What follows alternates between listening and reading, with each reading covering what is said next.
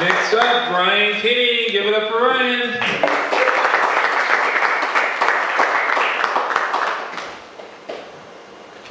It's down to leprechaun height for me. All right, before I read my piece, so I want to tell a little story too. George mentioned his son, and my son's name is also Alexander, and I managed to get to witness his birth as well. I'll tell a little story about him. So I used to host an event called Destructicon. I filled my property with things to break. And we spent the entire day in the summer breaking them. It was as obscene as it seems. Most people who drove by would drive by really quickly, then slow down suddenly, and then speed up really quickly again.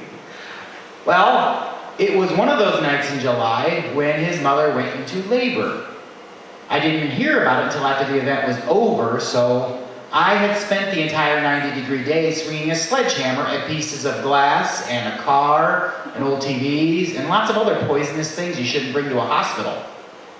But I decided to jump immediately into my car straight from there and go to the hospital and stayed all night until my son was born. So one of the taglines of the event was always "Destruction breeds creation." So when he's old enough to understand, I get to tell him the story about how we broke a bunch of things and then you were born. Alright, so unrelated completely to what I'm about to read. I make books. I make little poetry books for local people. There's a whole pile of them back there for free. We make about 25 different books right now.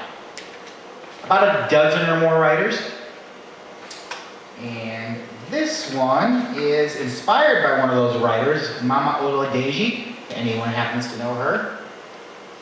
This is "Save Us from Ourselves." God save the Queen, long live the King, hail to the Chief, the Lord of all lies. I dredged a swamp for the bombs bursting in air. Oh, say can you see that justice is blind, that we are all colorblind, when all you can see is the white-hot dawn's early light, that might means right, always fight with the sun at your back and the darkness in your soul, but don't be black, that's worth the bullets whizzing past. A soldier's job is never done, never won, a draft dodger's never run, never won with the multiplicity of our multi-ethnicity of a nation of fools that elects a derelict jester who taunts our puppet strings, strikes the chords of the lamentations of our hearts, heartless bastards.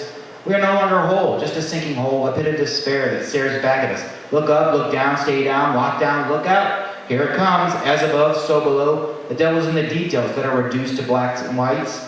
We are weapons of mass confusion, taking aim, hiding behind his wall, to build a nation of prisoners, too afraid to yell out our battle calls, to seek retribution for our disillusion, to clear up the noise pollution, and fall on our knees to take a knee, because we need. We are a world of truth benders, rule breakers, criminal instigators, unforeseen fornicators, ego masturbators, serial verbal defecators.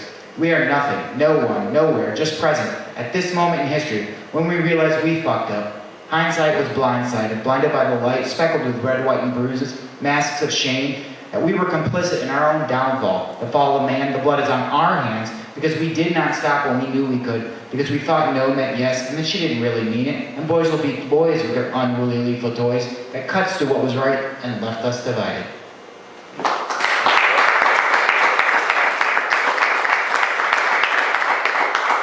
So speaking on books, I am putting together the latest one. It's called The Power of the Powerless. That is the only prompt, and I'm seeking short 1 to 2 page pieces on anything you want from that prompt.